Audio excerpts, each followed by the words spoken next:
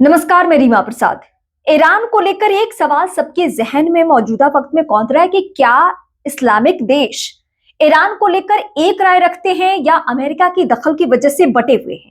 यह ऐसा सवाल है जिसका जवाब अगर इस्लामिक देश से आपका ताल्लुक है या आप वहां की खबरों में दिलचस्पी रखते हैं तो आपको भी जानना जरूरी है कि कौन कौन से वो देश हैं जो अमेरिका की दखल की वजह से या नाटो के सदस्य होने की वजह से उनकी राय अलग है। और ईरान में इस वक्त जो चल रहा है, जैसे तनातनी का माहौल बना हुआ है, सड़कों पर लोग हैं, हजारों लोग मारे जा चुके हैं और अमेरिका की धमकी की वजह से हालात वहां पे कंट्रोल होने की बजाय और भी बेकाबू हो रहा है।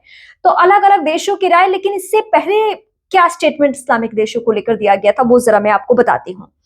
मुस्लिम देशों को बाहर वाले यानी अमेरिका के दबाव में नहीं आना चाहिए, जो उन्हें आपस में लड़ाते और बांटते हैं। मुस्लिमों को खुश होना चाहिए जब भी कोई मुस्लिम देश मजबूत बने। हमारी ताकत आपकी ताकत है और आपकी ताकत हमारी ताकत। एक वक्त में यानी 2010 में ईरान के तत्कालीन विदेश मंत्री का ये स्टेटमेंट है जो इस वक्त दोहराया जा रहा है।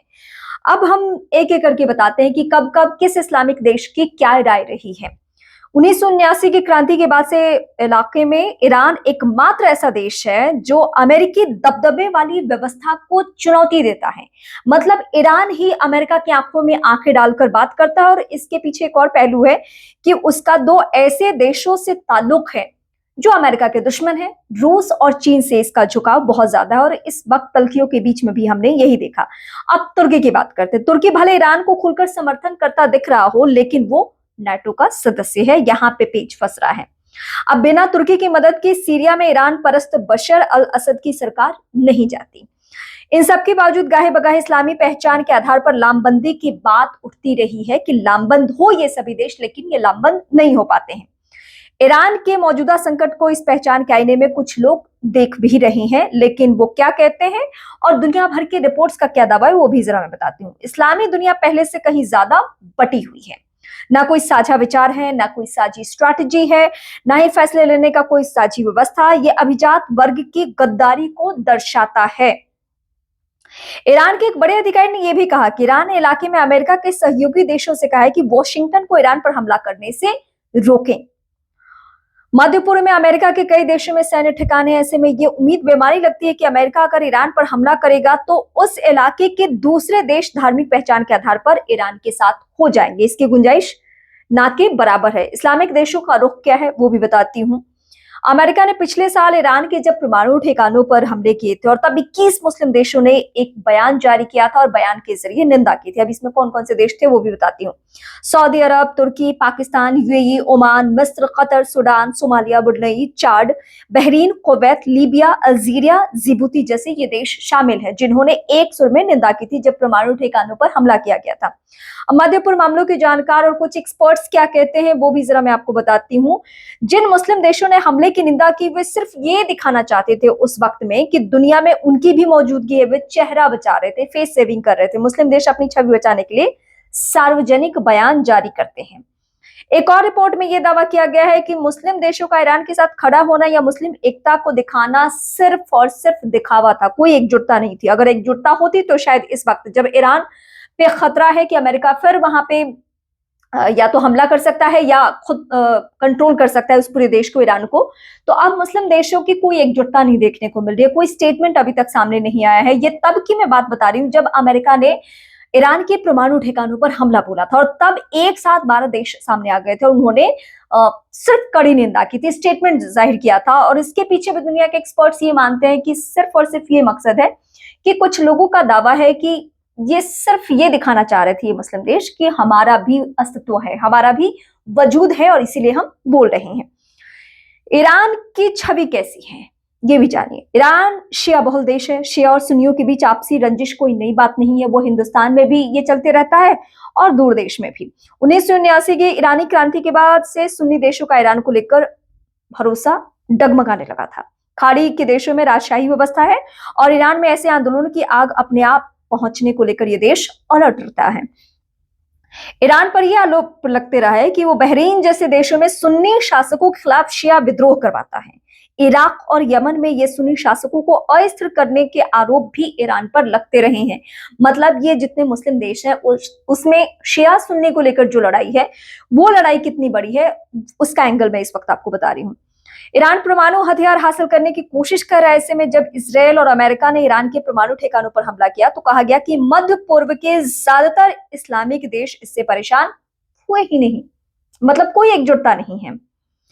अब इस्लामिक देशों का क्या रुख है इस वक्त, आप ये जानना चाहते हैं तो वो एक एक करके जरा मैं बताऊं। ईरान में इस्लामी सरकार गिर जाए तो खाड़ी के देशों को बहुत फायदा हो सकता है। दिसंबर के आखिर में ईरान में चल रहे विरोधों पर सऊदी अरब, यूएई और कतर जैसे खाड़ी देश अभी तक चुप हैं। मतलब उन्होंने आवाज ही नहीं उठाई, उन्होंने कुछ कहा ही नहीं है। कतर का ईरान से पुराना अच्छा रिश्ता है, जबकि सऊदी और यूएई ने कई साल की दुश्मनी के बाद ईरान से रिश्ते अपने पुराने सुधार लिए हैं। उन्होंने राजनयिक रिश्ते बहाल किए और निवेश के इलाके में कुछ स्थिरता लाए हैं।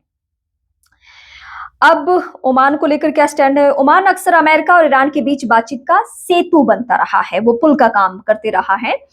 10 जनवरी को ओमान के विदेश मंत्री ने तेहरान में ईरान के विदेश मंत्री से मुलाकात भी की थी और अमेरिका को संकेत देने की कोशिश की गई थी कि ईरान भी बातचीत करना चाहता है। सऊदी अरब और ईरान की प्रतिद्वंद्विता अभी भी खत्म नहीं हुई है।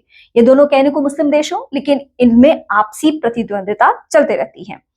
अब ये क्यों है? सुन्नी बनाम शिया से लेकर सऊदी अरब की राजशाही बनाम ईरान की इस्लामिक क्रांति भी रही है, इसके पीछे यही कारण है। अजरबैजान शिया बहुल मुस्लिम देश है, लेकिन उसकी करीबी इजराइल से है, जबकि शिया बहुल ईरान से तनातनी रहती है। इसके मूल में, इसके जड़ में शिया सुन्नी की लड़ाई है। जिस साल ईरान में इस्लामिक क्रांति, उसी साल मिस्र ने इजराइल को एक राष्ट्र के रूप में मान्यता देते हुए राजनयिक संबंध कायम करने का फैसला किया।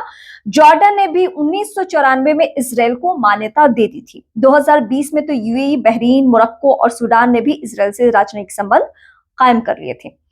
इस्लामिक देशों के सामने चुनौती क्या है? वो क्यों दूर भाग रहे हैं? मध्य पूर्व मामलों के एक्सपर्ट जो हैं वो बताते हैं कि अमेरिका और ईरान के बीच युद्ध होता है तो मुस्लिम देशों के सामने बड़ी चुनौती होगी।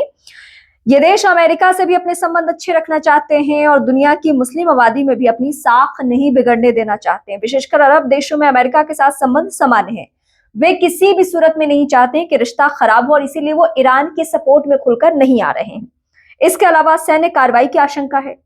उन्हें भी खतरा है कि सैन्य कार्रवाई अमेरिका कर सकता है। सीधे तौर पर मुस्लिम देशों की इसमें भूमिका नहीं होगी, लेकिन अगर अमेरिका चाहेगा तो इनके यहाँ बने अपने सैन्य ठिकानों का इस्तेमाल कर सकता है। तो आने वाले दिनों में अगर आपके जहन में कोई उम्मीद है कि मुस्लिम देश ईरान के साथ खड़े होंगे, ऐसी दूर दूर तक कोई गुंजाइश नहीं दिख रही है। हाँ, वो ये कह सकते हैं कि वो अमेरिका की निंदा कर दे, वो ये कहें कि ये मानवता के ऊपर सबसे आया हुआ बड़ा खतरा है जो ईरान में लोग मारे जा रहे हैं, लेकिन खुलकर वो इस मैदान में कूदे या ईरान के बचाव में आ जाए, ना ये पहले देखा गया है ना अब देखा गया। और इसके पीछे वजह क्या है? कुछ व्यापारिक रिश्ते भी हैं अमेरिका के साथ, और कई जगहों पे कई देशों को ये भी खतरा सता रहा है कि कहीं ईरान से, कहीं अमेरिका ईरान से मूव होकर उधर ना शिफ्ट हो जाए और उधर ना हमला करने लगे। ये भी कहीं ना कहीं खतरा है और ये खतरा स्वाभाविक है। अगर आप इन मुस्लिम देशों की एकजुटता को लेकर, इन बिखराव को लेकर कोई भी सवाल पूछना चाहते हैं या कमेंट करके मुझे कुछ बताना चाहते हैं तो आप बेहिचक मुझे कमेंट करें। अगर आपका ताल्लुक इस्लामिक देशों से है तो आप और भी बेहतरीन तरीके से बातें अपनी रख सकते हैं। फिलहाल इस वीडियो को देखने के लिए बहुत शुक्रिया।